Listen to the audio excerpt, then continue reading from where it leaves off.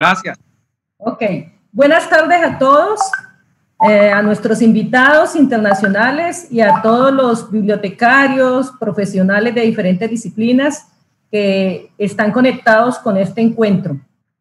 En la jornada de la tarde vamos a hacer una conferencia, un taller y un conversatorio con nuestros invitados y vamos a empezar con José Terrat Chao, que es de México. Él es comunicólogo y antropólogo. Ha trabajado en investigación de mercados desde el año 2000 y ha combinado esta actividad como docente en el Instituto Nacional de Antropología e Historia y en la UNAM de México. Sus intereses son la epistemología, el desarrollo de metodologías y la experimentación en técnicas de investigación, todo lo que tiene que ver con temas de cambio cultural y antropología aplicada. Él ha sido miembro de la Red de Investigación y Comunicación Compleja, del Grupo de Acción en Cultura de Investigación y de la Asociación Británica en Antropología. Actualmente trabaja como gerente de proyectos en la empresa Fenómena. Él nos va a hablar de lo que es el marketing cultural en bibliotecas. Sean todos bienvenidos. José, bienvenido. Eres Muchas gracias. Hermano de los colombianos. México lo queremos mucho, es nuestro país hermano. Y pues es necesario que reconozcamos la gentileza y la generosidad de aceptar nuestra invitación para compartirnos tu conocimiento y experiencia en este tema del marketing cultural de las bibliotecas, justamente en el estado actual en que estamos la gran mayoría del mundo, especialmente Latinoamérica, ¿no? En un contexto de pandemia, cómo ese tema del marketing virtual, ¿no? Del marketing cultural en las bibliotecas va a contribuir y está contribuyendo a hacer visible todo el sistema de conocimiento que hay en las bibliotecas. ¿Sí? Así es. Las universidades como tal, que son grandes centros de culturas, de pensamientos, de artes, de humanidades, pues tenemos que meternos en este contexto de la era digital y para nosotros es fundamental conferencias como la que tú nos vas a impartir. En nombre de la Universidad del Valle y de nuestro país, Colombia, te agradecemos enormemente tu generosidad en compartir tu conocimiento. Bienvenido. Muchísimas gracias. Gracias. Muchas gracias. Gracias y bueno, vamos a tratar de aprovechar el tiempo. Gracias por todo, gracias por hacerme participar en este evento. Me parece muy importante. Creo que este tipo de espacios nos permiten un poco entrar en conversaciones con otros campos que nos permitan ampliar el conocimiento, ampliar la curiosidad y sobre todo aplicar cosas que justamente en estos momentos de la pandemia nos obligan un poco a pensar también, ¿no? Y ver las posibilidades que pueden abrirse en un futuro, justamente porque esta situación nos ha llevado un poco a entender que tenemos que cambiar nuestra forma de pensar en todos los sentidos. No solamente es este tema de adaptarnos a una nueva normalidad, sino también entender cómo se están generando estas oportunidades que nos obligan un poco a salirnos de nuestra área de confort, imaginar alternativas para nuestros oficios, nuestras profesiones, que a lo mejor en una situación normal, en una línea de tiempo distinta, jamás nos hubiéramos preguntado o planteado, ¿no? Bueno, el tema del que les quiero hablar esta tarde es un tema que de entrada tenemos que quitarnos un poco el prejuicio sobre la misma palabra, el mismo concepto, ¿no? Vamos a hablar de marketing. El marketing tiene que ver en esencia con un concepto que a muchos de los que estamos involucrados en el tema de cultura nos genera un ruido, pareciera que es el anticoncepto de lo que nosotros trabajamos. Me refiero a un concepto simple que es vender. Y a veces pensamos que la cultura se contrapone a toda esta lógica que hemos visto que ha tenido mayor fuerza en los últimos años, que es este consumo, esta hipermercantilización de todo toda nuestra vida cotidiana.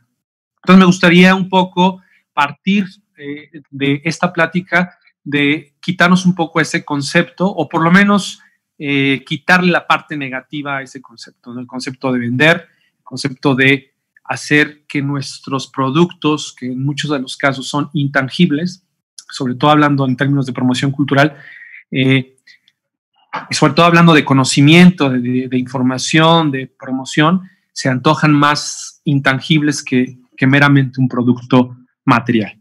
Bueno, me gustaría hablar un poco, creo que como parte de esta introducción, de lo que el contexto del COVID nos ha traído a muchas de las personas que estamos en este momento confinados en los países latinoamericanos.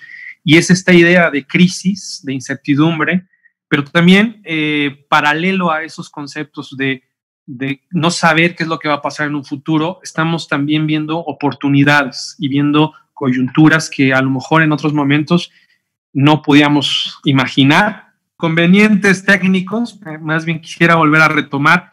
Me había quedado en la parte de una pregunta que hace aproximadamente 2 años se hizo Julio Alonso Arévalo con relación a un texto que está publicado en internet, cuyo título me parece muy interesante, que básicamente es preguntarse cómo serán las bibliotecas del futuro. Este texto lo que plantea es básicamente un par de fundamentos o necesidades que están enfrentando en este momento las bibliotecas para ser pertinentes y relevantes a una generación que es completamente y es nativa digital, ¿no? Esta pregunta a mí me llamó mucho la atención porque hace 2 años sonaba que el futuro podía ir más lento y podía alcanzarnos en algún momento en el que pudiéramos estar más preparados. Pero creo que el COVID, y eso lo hemos estado escuchando reiteradamente a lo largo de estas semanas, estos días en los que estamos en confinamiento, se han estado acelerando mucho los procesos que nosotros considerábamos que estaban llevando tiempo, principalmente cuando hablábamos de los temas digitales. Y entonces habría que hablar mucho de que esta pandemia lo que ha evidenciado han sido los rezagos que por mucho tiempo tuvimos en términos culturales con este gran tema o esta gran caja de Pandora que se antojaba casi insospechada, que era la esfera digital, ¿no? Ante esto, la pregunta de Juan Alonso ante cómo serían las bibliotecas del futuro nos mueve un poco a la lógica de que el futuro ya está actuando en este momento. Hace tiempo nosotros pensábamos que estábamos más desconectados, hoy estamos más conectados que nunca. La gente o las generaciones que habían tenido un rezago para conectarse, en este momento se están conectando de manera más acelerada y más de manera más cotidiana. Es decir, que estamos presenciando cómo algunas generaciones, sobre todo personas mayores, están incorporando a la parte digital esencialmente para incorporarse, digamos, a la comunicación. Entonces, bueno, esta pregunta a la que me gustaría contestar el día de hoy solamente es posible si pensamos que el futuro está actuando en este momento. Es decir, no podemos estar pensando que la biblioteca va a aparecer en su dinámica de futuro al pasar la pandemia. Creo que una de las cosas que nos está invitando este tiempo de confinamiento es a replantearnos cómo es que podemos cambiar, resignificar el concepto, el significado, la función de una biblioteca. Y así es como quisiera empezar un poco esta plática. Y yo creo personalmente que una de las rutas posibles, junto con muchas otras rutas que tienen que estar entramándose y tienen que estar en constante vinculación y generar todo ese tipo de conversaciones, es sin duda alguna la perspectiva de mercado. Entender un poco las bibliotecas no como un producto, porque no lo es, sino como un espacio en el que se ofrecen servicios, pero principalmente, y eso quisiera subrayarlo, un espacio que genera experiencias. Y a lo largo de la plática, cuando estemos hablando un poco de cómo ha evolucionado el marketing, les voy a platicar un poco cómo es que se ha enfocado la mirada mercadológica en aspectos distintos de la vida del mercado. Y uno de ellos es la parte de experiencia, cómo la experiencia en este momento se consolida no solamente como un producto en sí, sino como uno de los detonadores más importantes que está generando y está buscando el consumidor en este momento. Entonces, en este caso, hay que entender principalmente, y me gustaría partir de este concepto para hablar de la biblioteca como un escenario, un espacio que genera experiencias y que su viabilidad en este futuro que se nos presenta de golpe es que el espacio se reconfigure, que incorpore conceptos como usuario, pero también, sobre todo, que incorpore elementos de servicio que de alguna manera pueden ser el diferenciador entre el concepto viejo de biblioteca, como este espacio de resguardo de información material, y en este caso a este salto cualitativo en ser un espacio que genere experiencia para los usuarios.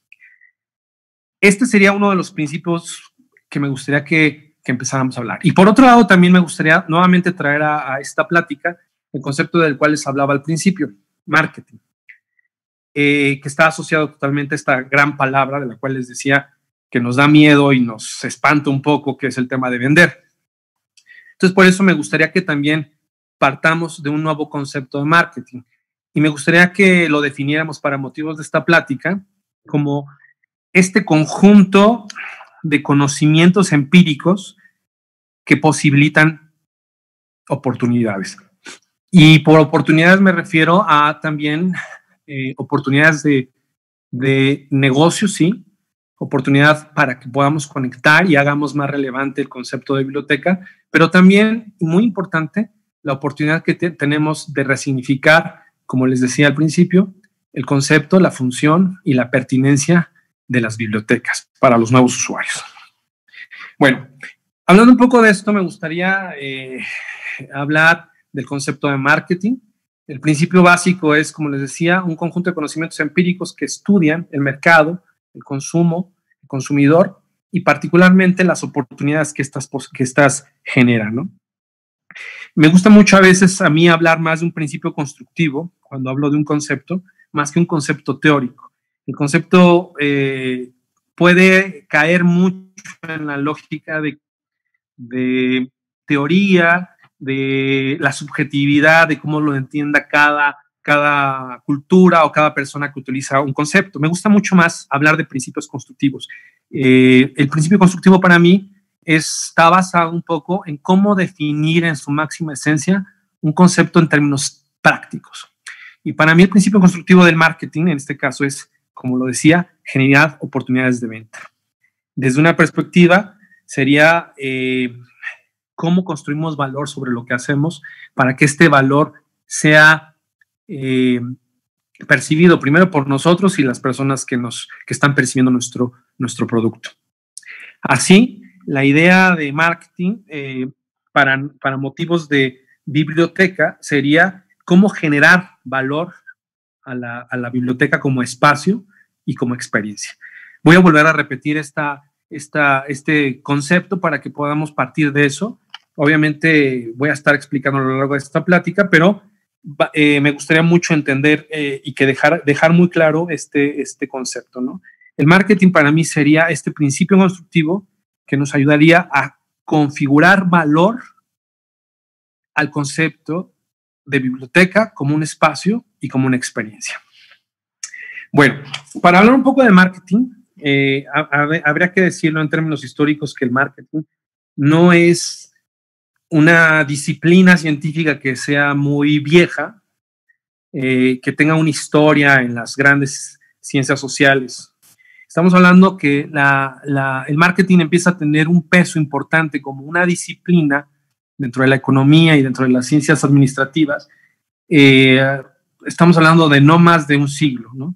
Aunque lo que sí tenemos claro y tenemos mucha información es que el principio de mercado existe casi desde que el hombre existe, ¿no? Y desde que el hombre existe en sociedad. Entonces, estamos hablando de que el marketing es una disciplina nueva para un concepto o un concepto de estudio, objeto de estudio que tiene casi lo que tiene el ser humano o el ser social. Entonces, no es ajeno el tema de marketing a las ciencias sociales.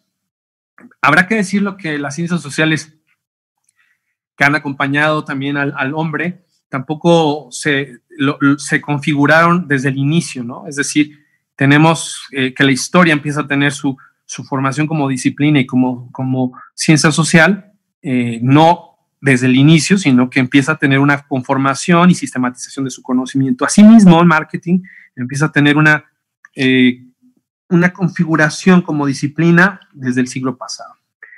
Esto empieza a tener una mayor relevancia cuando se empiezan a sistematizar todos los conocimientos. Entonces voy a hablar para esta línea de tiempo y para hacer un breve resumen histórico del marketing y para que nosotros también entendamos, y lo voy a dejar muy claro también, que no las facetas o los momentos del marketing nos funcionan a nosotros como bibliotecarios, es decir, bajo este concepto de que nosotros estamos buscando la reconfiguración y la revaloración de la biblioteca como un espacio y una experiencia.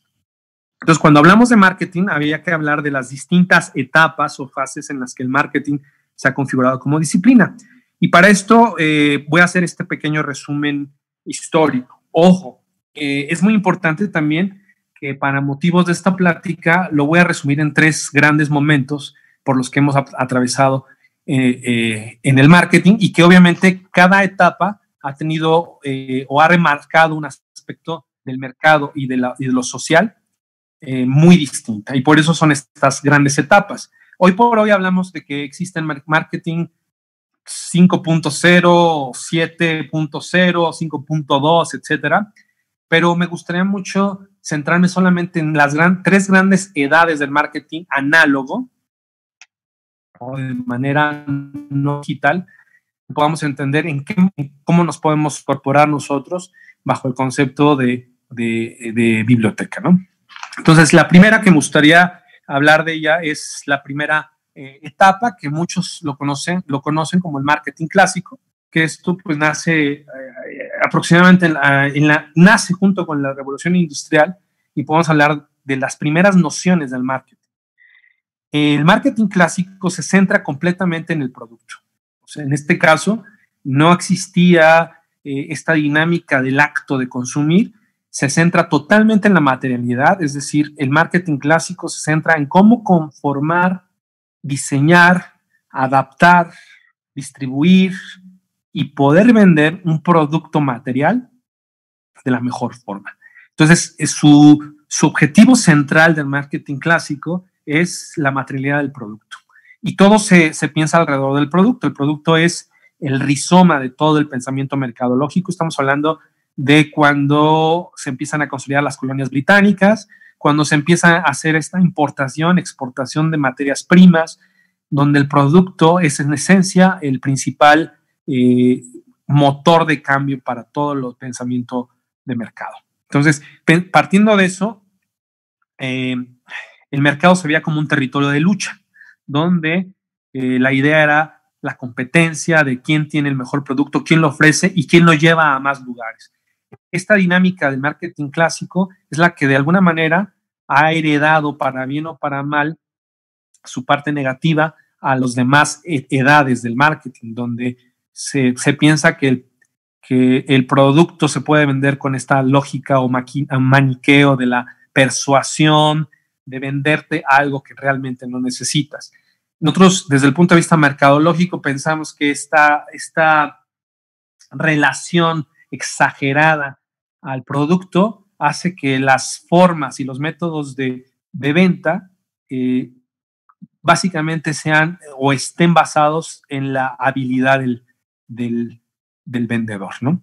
Entonces, bueno, en esa lógica ya entendemos un poco de dónde viene esta dinámica del marketing que se basa en la venta, en la verborrea, en la idea de venderte un producto que a lo mejor no necesariamente necesitas, pero que de alguna manera lo estás comprando.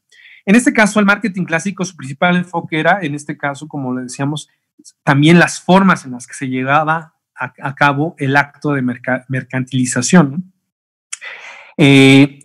Y como lo entendemos así, desde ahí vienen todos estos conceptos donde se empieza a formar la idea de marketing como una disciplina. Este concepto de marketing basado primero en el producto y basado en esta lógica de guerra, de a ver quién ofrece mejor, esta lógica de generar oferta y demanda, es lo que nosotros conocemos como el principio del pensamiento capitalista. Esto puede durar hasta principios del siglo pasado. Como bien lo decía, se configura su mayor cima en la revolución industrial, sobre todo en Europa. Estamos hablando preguerra, Primera Guerra Mundial y antes de la Segunda Guerra Mundial. Y empezamos a ver que se empiezan a formar ciertos cimientos para lo que nosotros entendemos como el marketing 2.0.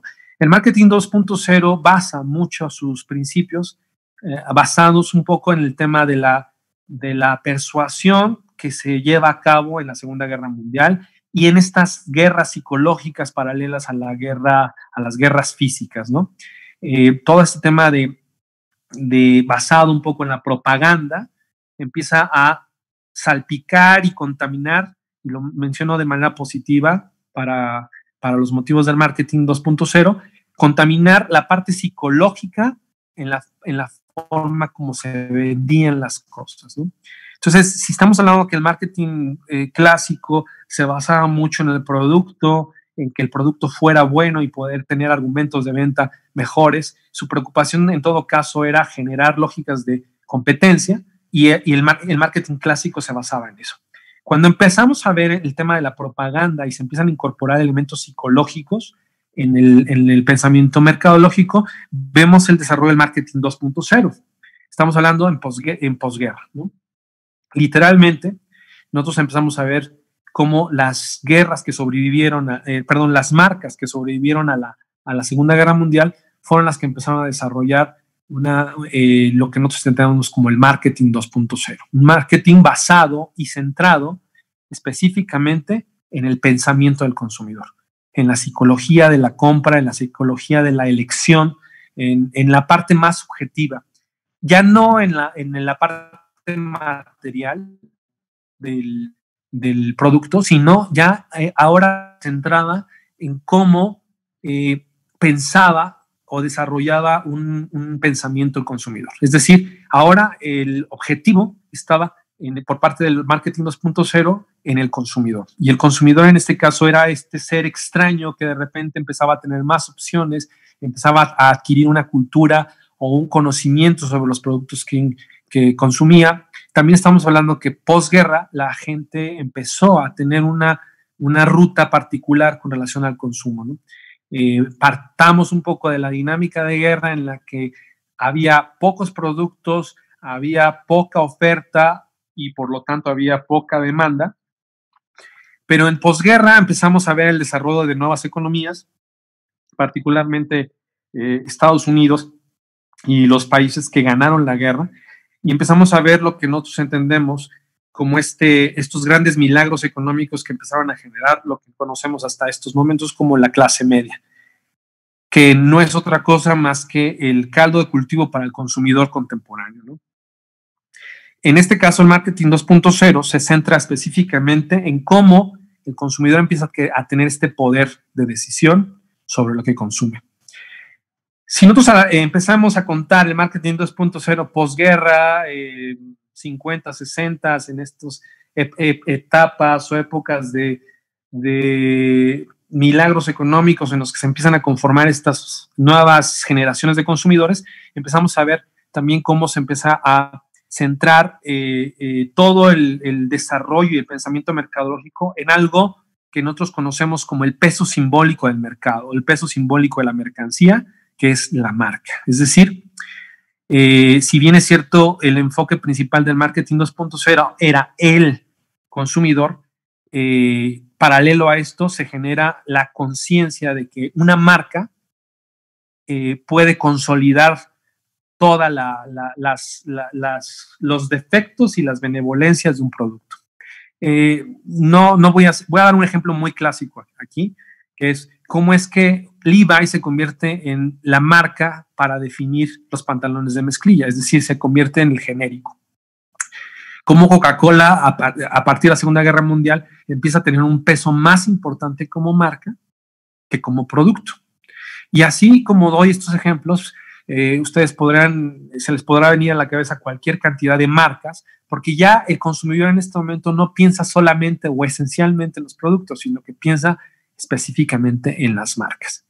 El marketing 2.0 empieza a evolucionar en ese sentido porque empieza no solamente a incorporar las propiedades del producto, o sea, las propiedades pragmáticas, las propiedades más esenciales del producto, sino que incorpora también propiedades simbólicas o emocionales capitalizadas por la marca.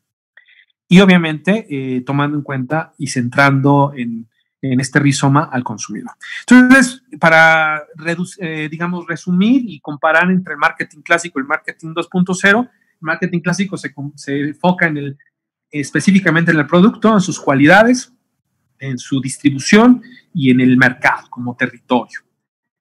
El marketing 2.0 se centra en el consumidor como este mundo totalmente diferente que se antojaba listo para conquistarse, que era la mentalidad del consumidor, obviamente por toda la tradición psicológica que trajo la guerra, y esencialmente cómo construir marcas y no solamente productos, ¿no? Entonces, en el marketing 2.0, desde los 50 hasta entrados los 90 del siglo pasado, podemos hablar de que el marketing 2.0 ha tenido uno de los reinados más largos, porque incluso actualmente se siguen utilizando conceptos centrados específicamente en el consumidor y centrados en la marca. Estamos hablando que el marketing 2.0 se centraba también en un territorio de percepción, ¿no? Donde las marcas podían modificar la percepción del consumidor y podían alterar un poco la mentalidad sobre ciertos productos, ¿no? Esto genera un territorio nuevo, pero sigue siendo esta parte negativa que el marketing cambiaba las formas de parecer, generaba necesidades que el consumidor no tenía, ¿no?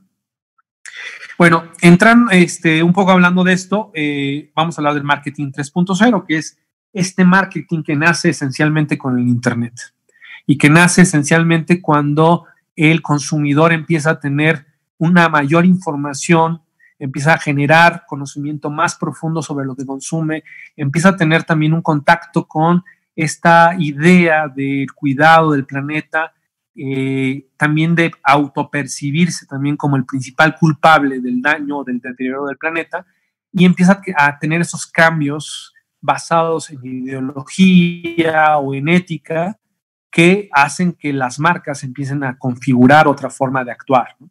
El marketing 3.0 se centra específicamente en el acto de consumo, pero se centra también en las culturas, ¿no? Se centra ya no en la mentalidad o en la psique o en la psicología del consumidor, sino ya en la parte muchísimo más esencial y más sistémica del ser social, que en este caso es el consumidor, que es la cultura. Y esto también viene como herencia de estos conceptos que parecían en papel bastante peligrosos y que al final se incorporaron de manera muy cotidiana a nivel global, que es este tema de globalización y de hiperconectividad, ¿no? Entonces, el marketing 3.0 nace específicamente con esta dinámica de cómo cambia la sociedad, se empieza a comunicar más, a conectar más, a estar más informada. Ya no se ve al consumidor como alguien que se le puede manipular de manera más, de manera arbitraria o que se puede intervenir en la consolidación de su percepción, sino que ya se ve al consumidor como alguien que genera contenidos, que es una persona que tiene un arraigo con sus culturas y empiezan a ver este tema del consumidor como un ser social o ser cultural. Entonces, el marketing 3.0, aparte de que toma en cuenta todas las dinámicas de sobreinformación, de hiperconectividad, de una evolución del consumidor, el marketing 3.0 se centra específicamente en el consumo como acto social y, ojo, y aquí hago un señalamiento muy importante, en la experiencia. Si ustedes se fijan, y les voy a hablar de temas muy particulares, nosotros cuando hablamos del caso de Starbucks, hablamos mucho de que Starbucks no es una cafetería, es una experiencia, ¿no? Si ustedes hubieran planteado la idea de hacer una cafetería en posguerra, a lo mejor en Francia hubiera sido muy atractivo porque la vida social y cultural es muy pública, pero una cafetería hubiera sido algo hubiera sido un negocio que no hubiera prosperado en posguerra y a lo mejor en principios del siglo pasado. Estamos hablando de que Starbucks lo que generó en algún momento fue la consolidación de una experiencia sobre un espacio que ya se conocía, que en este caso una cafetería. Cuando yo hablo del marketing 3.0, hablo también de unos elementos más importantes. Todas las marcas que se consolidaron en el marketing 2.0 se ven en la necesidad de generar un ambiente de marca, una experiencia de marca, y específicamente a través de los espacios, es decir, a través del punto de venta. Starbucks, como muchas otras marcas, se dieron cuenta que no solamente tenían productos, no solamente tenían una marca o no tenían un respaldo sobre la marca, sino que también tenían que generar una experiencia. Y esto hago hincapié aquí porque este marketing es el que nos involucra a las bibliotecas. Obviamente nosotros tenemos que tomar en cuenta que tenemos un producto que es esta lógica de poder llevar al lector, al investigador o al estudiante, este conjunto de herramientas de conocimiento llamado libro o llamado fuente que le pueda tener, acercar el conocimiento, ¿no? Eso, digamos, si lo vemos como un producto. O sea, básicamente ese producto se convierte en un servicio específico que, si lo vemos desde la óptica del marketing clásico, pues obviamente tenía su pertinencia y no había que venderlo. Era algo que estaba incorporado en todo aquel que estaba buscando información, sabía que el lugar donde podía encontrar esto era en la biblioteca, un centro que le facilitaba esas herramientas. Si viéramos las bibliotecas del marketing 2.0, entonces vemos que la biblioteca también puede consolidarse como esta lógica de marca, ¿no? Donde había que entender más cómo percibía, en este caso, nuestro consumidor, nuestros usuarios, el concepto de biblioteca, ¿no? La biblioteca no solamente como este espacio físico, sino como este servicio que de alguna manera tenía un significado profundo, ¿no? Sin embargo, en el marketing 3.0, creo que ahí es donde tenemos la gran duda como biblioteca, o el gran planteamiento de la biblioteca como un concepto relevante y pertinente para una generación que empezaba a tener mayor acceso, o existía la idea de que tenía mayor acceso a la información desde un punto remoto, es decir, desde Internet, ¿no? Y esto, hablamos un poco de los 2000, cuando existió un movimiento muy importante por parte de muchas bibliotecas, específicamente de universidades, donde se replanteaban la pertinencia y la relevancia del significado de una biblioteca, donde se centraba este conocimiento, ¿no? En esta dinámica, lo que hizo el tema de Internet fue que el consumidor se diera cuenta, por un lado, de que la información no tenía tanto peso si no se tenían las rutas específicas, ¿no? Y todavía era muy relevante el concepto de biblioteca porque tenía que tener esta lógica de consulta, ¿no?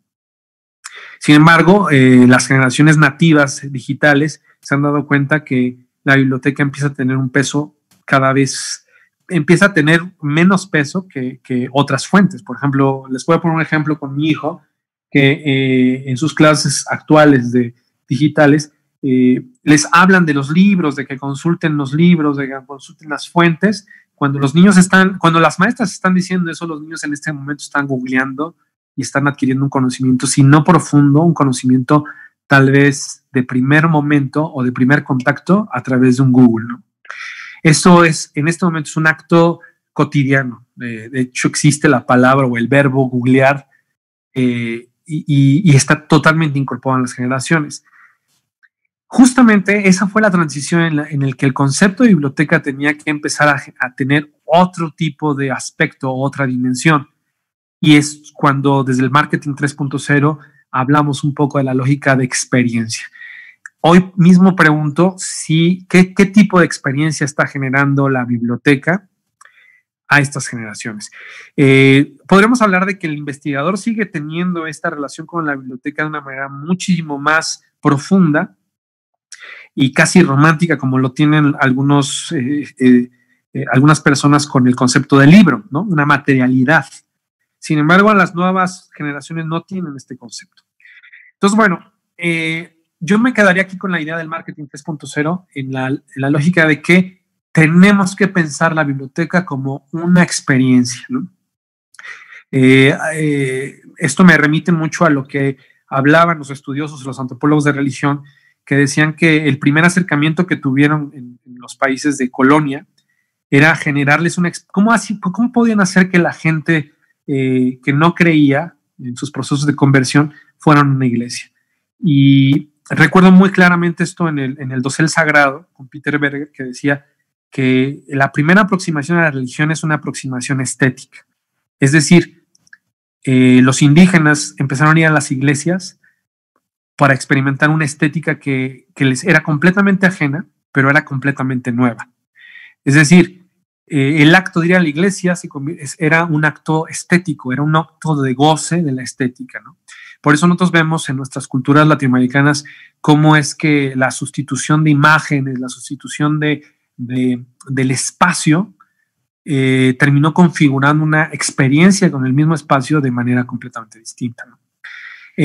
A mí se me antoja mucho pensar en esta lógica de cómo pensar una biblioteca que genere experiencias, ¿no? Y por eso hablé un poco del marketing clásico, que no nos interesa mucho porque nosotros no generamos un producto. El marketing 2.0 sí es importante pensar a nuestro usuario también como un consumidor o como una persona que recibe un servicio, pero me gustaría mucho que nos concentráramos en el marketing 3.0, en el que generamos experiencia, en el que tenemos la necesidad y nos vemos en la necesidad de diseñar experiencias muy concretas. Bueno, para terminar esta parte, me gustaría mucho retomando un poco lo que les había hablado al principio de esta plática, de lo planteado por Julio Alonso Arévalo, en la idea de cómo configurar una biblioteca del futuro. Hoy, él planteaba una serie de necesidades que tenían que tener todas las personas involucradas en la gestión y en el manejo de una biblioteca. Las voy a plantear, las voy a decir puntualmente, voy a hablar algunas de las que él menciona y voy a hablar unas que yo incorporo para un poco generar esta conversación. Él habla de estas necesidades, yo las voy a agrupar en 6, basándome mucho en lo que Alonso dice y un poco profundizando para terminar esta plática con los conceptos de marketing, para cerrar y hacer algo mucho más práctico. Él hablaba como primer punto de la necesidad de las bibliotecas de innovar, ¿no? Nosotros preguntaríamos en este momento qué es innovar en términos de biblioteca cuando el concepto de biblioteca no ha cambiado en siglos y no ha cambiado en términos prácticos ni en términos teóricos. Es proveer un servicio de acceso a la información, ¿sí? Pero lo que menciona en este caso Alonso y lo que yo quisiera a partir de esta plática es esta cultura de innovación, es pensar la biblioteca ya no como un espacio, sino como una experiencia y diseñar elementos que permitan atraer a nuevas generaciones. Es decir, el tema de incorporación, como lo ha hecho la biblioteca desde hace mucho tiempo, de fuentes digitales, incluso de Internet, ha abierto nuevas posibilidades para entender la biblioteca como este espacio en el que se pueden consultar tranquilamente, y lo digo subrayando esta parte, todo tipo de fuentes. La innovación tiene que ver principalmente con una idea y un conocimiento del principio constructivo de la biblioteca, pero también pensar en el consumidor. Y esto se va a ligar con el segundo punto que yo agregaría al propuesto por Alonso. Para innovar necesitamos conocimiento y para innovar necesitamos investigar. Yo agregaría, y ese es uno de mis puntos porque a eso me dedico, investigar, generar información para las marcas, para que las marcas puedan diseñar productos adecuados o productos más vendibles.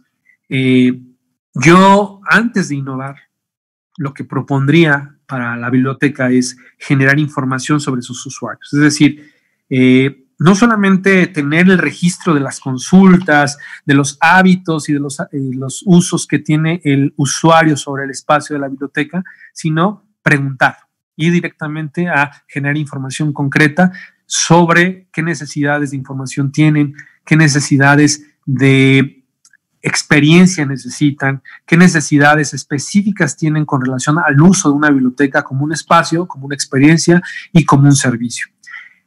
Yo aquí, aunado al concepto de innovación, es innovar a partir de información concreta, es decir, de conocer al usuario, de conocer al nuevo usuario y no quedarnos con la idea de que conocemos o ya está completamente cerrado la evolución del usuario tradicional. Esta idea de involucrar en nuestro quehacer cotidiano como bibliotecarios el tema de ir conociendo más al consumidor o al usuario particularmente, es lo que nos puede llevar a innovar, ¿no?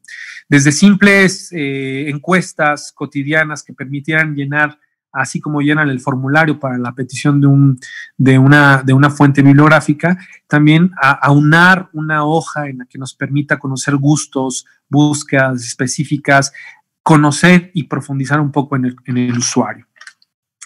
Esta cultura de investigación es algo que particularmente se tiene que promover en las bibliotecas y se tienen que identificar, ojo, no solamente a través de técnicas cuantitativas como una encuesta, en la que contamos cuántas personas quieren tal libro o cuántas personas quieren tal fuente o quieren tal área o sección específica, sino también preguntar cosas específicas de para qué sirve una biblioteca, qué tipo de significado le pueden estar dando las nuevas generaciones. O sea, el tema de empezar a interactuar directamente con los usuarios es algo que puede ayudarnos a resignificar el espacio, a resignificar el concepto de biblioteca.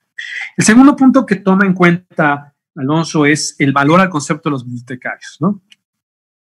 Este tema de valorar o de visibilizar el oficio, de normatizarlo, de hacer promoción del rol del bibliotecario, del rol del gestor bibliotecario, del rol no solamente físico, sino social que tiene la biblioteca, es algo que se tiene que generar y se tiene que estar constantemente construyendo. Y esto tiene que ver, y esto es lo que yo sumo a esta propuesta, es el tema de generación de contenidos. Hoy por hoy, y lo entendemos todos los que estamos en contacto con redes sociales, la moneda de cambio digital es la generación de contenido. Es decir, para que un concepto, un producto, un servicio sobreviva en medio de las redes sociales, hay que generar contenido. Y aquí la idea de generación de contenido es generar estas pequeñas perlas gratuitas de información que un bibliotecario en este momento o una biblioteca pueden estar generando, ¿no?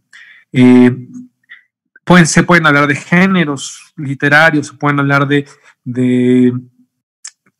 corrientes artísticas, de algún escritor específico, de algún escritor local, de o sea, la cantidad de temas que se pueden abordar desde una biblioteca es inmensa. Y la biblioteca tiene que considerarse a sí misma una generadora natural de contenidos. Es decir, no hablar sobre todo, por ejemplo, de un autor y dar los datos bibliográficos, sino hablar como se hace en el lenguaje de las redes sociales, es retomar anecdóticamente y generar una narrativa. Es decir, la biblioteca tiene que convertirse en un elemento generador de narrativas, generador de conversaciones. No solamente el proveedor de la información o el proveedor de la ruta bibliográfica, sino el proveedor de historias, el que presenta alternativas, el que plantea temas, el que genera conversaciones. Yo no veo un futuro si la biblioteca no genera conversaciones, no genera posibilidades para interactuar. El usuario y el consumidor actual ya está acostumbrado a que las marcas, los servicios interactúen. O sea, es algo que ya está esperando. Si nosotros lo hubiéramos hecho hace algunos años, a lo mejor el mismo consumidor hubiera rechazado esto, pero hoy por hoy las marcas están más presentes y más cercanas a los consumidores porque han generado estrategias de diálogo y no con eso estoy diciendo que sean honestas o sean éticamente correctas, pero están hablando con sus consumidores. La biblioteca como un espacio tiene que generar esa conversación directa con el consumidor y con su usuario. La idea de visibilizar este espacio y visibilizar el rol que tiene el bibliotecario como este proveedor, y lo voy a mencionar con esta palabra que no sé si sea correcta, el abridor de caminos o de posibilidades, es lo que nos permite entender un poco la generación de contenidos distintos. El tercer punto que plantea Alonso es abrir el espacio, es decir, pensar que el espacio debe convertirse no solamente en un espacio en el que hay libreros y libros, o que hay un silencio reinante. Yo no estoy diciendo con esto que rompamos la idea del silencio, porque es la esencia de la biblioteca. Sin embargo, también se consolida la biblioteca como espacio, y eso lo hemos visto como ha evolucionado, ha mutado el concepto cuando se plantea también una galería internamente, cuando el espacio empieza a tener una apertura, no solamente a la parte sacralizada de la biblioteca, sino a una parte que no está en la mentalidad clásica del concepto de biblioteca. Hablamos de foros, de presentaciones de libros locales, de ferias de libro, de ventas de libro. Estamos hablando de muchas otras posibilidades que involucren acciones, que involucren actividades completamente ajenas, aunque pueden estar relacionadas directamente al consumo de información.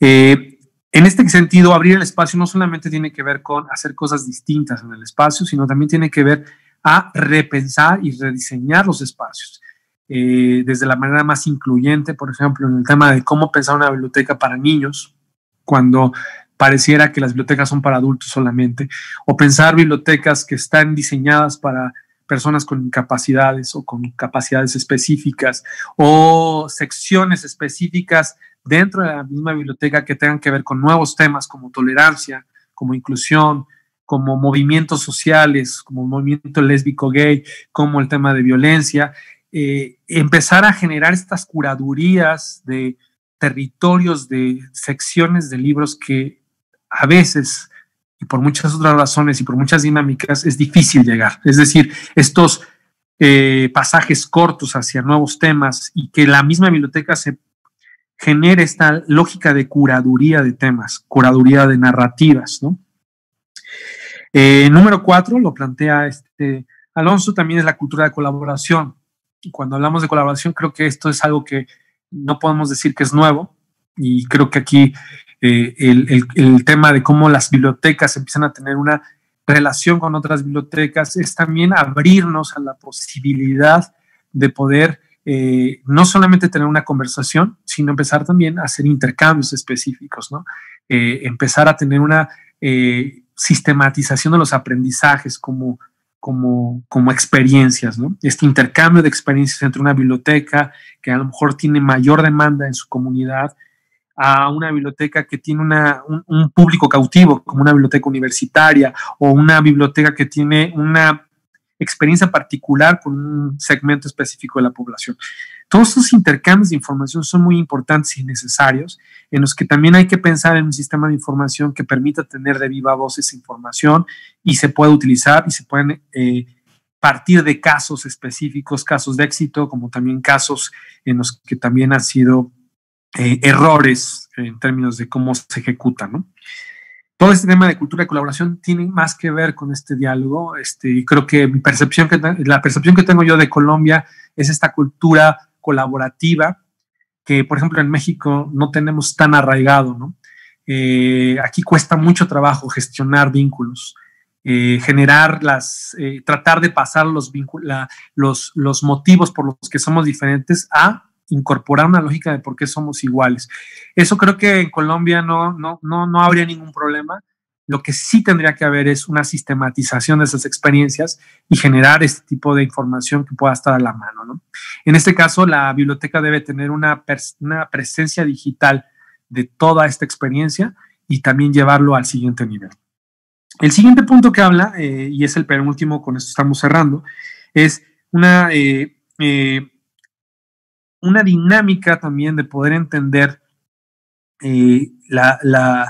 que tiene mucho que ver con lo que yo planteaba en el segundo punto, que es esta generación y vinculación directa con el usuario, ¿no? Hace cuánto tiempo que nosotros no tenemos una idea de lo que está buscando nuestro usuario. Y también esta lógica de cómo hacer más atractiva a la biblioteca para las generaciones modernas o las generaciones actuales, las generaciones nativo digitales. En esta dinámica, la biblioteca tiene que tener esta aproximación a las nuevas generaciones, entender mucho esta lógica de cómo la biblioteca puede ser pertinente y relevante para una generación completamente visual o audiovisual, y cómo puede tener estas lógicas de contar historias o generar narrativas que involucran estas nuevas generaciones. Esto mucho tiene que ver con el pensamiento de los que promotores de lectura están haciendo en este momento, es decir, cómo están pensando involucrar a generaciones que están evidentemente más relacionadas con pantalla que con un espacio físico llamado biblioteca o incluso escuela. Hoy por hoy, la gran pregunta que tienen las escuelas, todas las instituciones educativas es ¿qué va a pasar cuando regresen al aula? ¿Qué es lo que va a pasar cuando este periodo de tiempo que pareciera es marcado por un calendario, involucra también una dinámica y una relación con la interfase de manera completamente distinta? Los alumnos tienen que llegar con una dinámica que nosotros tenemos que entender y tenemos que dimensionar, porque no sabemos qué significó este confinamiento en términos de incorporación de nuevas dinámicas de relación con la interfase, con la pantalla, con la parte presencial, con la parte física. Y en ese sentido, esto abre la posibilidad para que la biblioteca también se convierta en algo digital, ¿no? La biblioteca tiene que salir de las cuatro paredes y tiene que también convertirse en algo que genere puentes de relación en términos digitales. Y cerraría esto con la parte de creación de contenidos. Una de las cosas que el marketing está avanzando en este momento es, hoy por hoy, el marketing en esta lógica y en esta nueva era se está preocupando mucho por la parte digital y se ha dado cuenta que la generación de contenidos es lo que está posibilitando una transición acompañada con el usuario, con el consumidor, con el ciudadano, con el votante. Y la generación de historias, de narrativas, son lo que en este momento está construyendo la supervivencia de cualquier concepto que vaya a sobrevivir al regreso a la nueva normalidad. La biblioteca, insisto y subrayo mucho esta parte, debe incorporar estrategias que le permitan generar contenido. Y pareciera fácil, pareciera que es algo natural por parte de la biblioteca, pero la biblioteca tiene que empezar a tener una personalidad en el tema de construcción uno, de contenidos, segundo, de narrativas y tercero, de conversaciones. También tiene que ser un catalizador de esas conversaciones. Todos los esfuerzos mercadológicos en este momento están enfocados a la creación de contenidos. El marketing digital que está aprendiendo no de las marcas, está aprendiendo del consumidor. El consumidor en este momento está generando narrativas propias. Estamos viendo los youtubers que pueden tener un arranque increíble con relación a captación de público. La biblioteca tiene que convertirse en un captador de públicos y tiene que construir audiencias, y para hacerlo tiene que construir contenidos. Yo dejaría esta primera conversación en todo caso con esta gran pregunta: ¿cómo la biblioteca puede generar este tipo de conversaciones? ¿Cómo la biblioteca puede convertirse en un agente social de cambio que posibilite conversaciones, pero que también esté generando contenidos que le estén hablando a generaciones que han acompañado el concepto de biblioteca, como las generaciones que en este momento tendrían que construir un nuevo concepto sobre la biblioteca. Esta gran pregunta es la que nos lleva a un pensamiento mercadológico, es decir, qué hacer, cómo hacerlo y de qué manera implementarlo. Esa es la pregunta que me gustaría dejar en esta participación, y me gustaría mucho dejar muy claro que se puede uno acercar a este pensamiento y a este conocimiento acumulado de estos 3 tipos de marketing. Hoy por hoy tenemos más acceso a información que nunca. Hoy por hoy, incluso las mismas redes sociales nos permiten conocimiento sobre los usuarios. Hoy por hoy también podemos tener información que antes no teníamos. Y el bibliotecario tiene que despertar ese asombro a no centrarse y quedarse en sus 4 paredes, sino salir, buscar, tratar de ver cómo llevar el concepto de la biblioteca más allá del concepto fijo y arraigado al espacio. Con eso terminaría y básicamente la idea es abrir más conversaciones.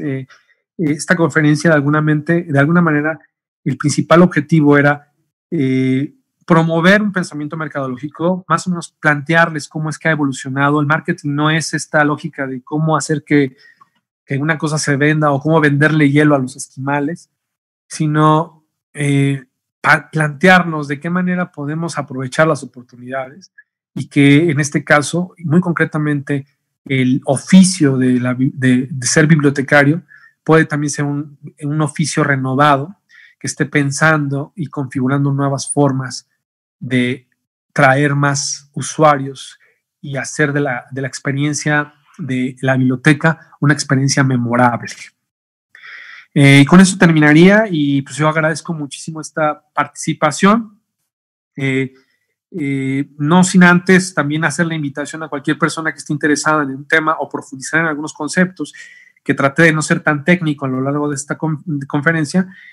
Con todo gusto, las personas pueden tener mi contacto para que puedan tener un acercamiento y con muchísimo gusto poder establecer una conversación que al final se convierte en un aprendizaje. Si tienen alguna duda, particularmente con algunos conceptos que estuve hablando, también con mucho gusto puedo hacer llegar bibliografía y poder también abrir la conversación para posibles preguntas o posibles dudas con relación a cómo incorporar pensamiento mercadotécnico a la gestión y promoción de las bibliotecas. Con esto terminamos y les agradezco muchísimo su tiempo. Gracias por la invitación y queda abierta la conversación. Excelente, José. Has metido el dedo en la llaga, como se dice. Quiero...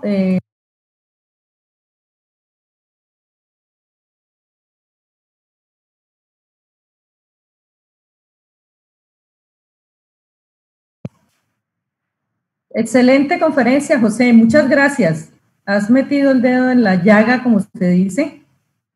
Abordar estos temas tan importantes en este contexto para nosotros ha sido de mucho aporte. Ha cerrado con una pregunta que pone muy en alto el que nos repensemos y reflexionemos el papel de la biblioteca, o sea, esa biblioteca como agente social de cambio a partir de la generación de contenidos, narrativas y experiencias propias. Quiero invitar al equipo de organizador, a Gloricet, a Mónica, para que nos cuenten qué preguntas hay que pueda José responder. Gloricet, te cedo la palabra y a Mónica. Buenas tardes. Muchas gracias a José. Fantástica conferencia. Aquí tenemos una pregunta desde el Centro de Recursos para el Aprendizaje Escuela La Colina. Dice, tengo una consulta. ¿A manera futura se habla de extensión cultural o mediación cultural?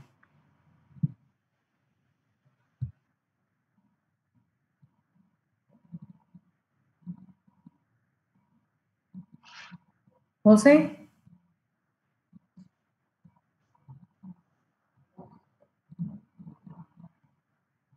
Parece que José se ha desconectado, se le cayó la comunicación.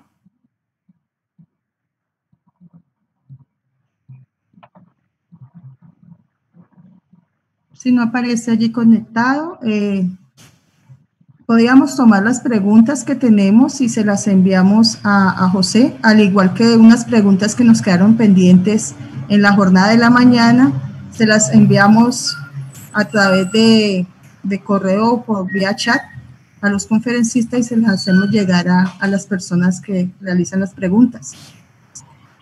Muy bien. Entonces, de todas maneras, me parece pertinente que las leas, Mónica, porque es interesante saber qué inquietudes había, qué preguntas, para antes de pasar a la otra, al taller con nuestro invitado. ¿Te parece? Sí, teníamos la pregunta que les acabé de leer y también tenemos un aporte y a la vez una felicitación. Gloricet nos lo puede compartir. Sí, claro que sí. Entonces, nos dice Santiago Villegas: José, gracias, y también gracias a la División de Bibliotecas de la Universidad del Valle. Fueron los fundamentos del marketing cultural los que guiaron nuestros proyectos de transformación de bibliotecas para Confama Medellín. Aquí el resultado. Y nos deja un enlace que nos remite a YouTube, donde podemos ver estos procesos de transformación del que él nos habla en su comentario. Además, hace una pregunta donde dice: ¿nos enmarcarías el diseño centrado en lo humano como uno de los componentes clave del marketing de hoy, especialmente en las bibliotecas, considerando metodologías como la que diseñamos con la Fundación Gates?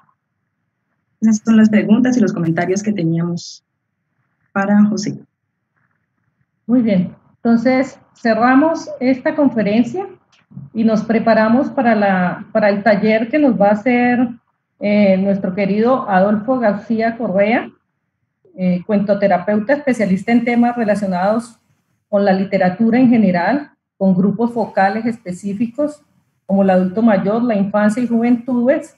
Entonces, hacemos una pequeña pausa, cerramos aquí esta conferencia y nos preparamos para el taller con nuestro invitado Adolfo García Correa.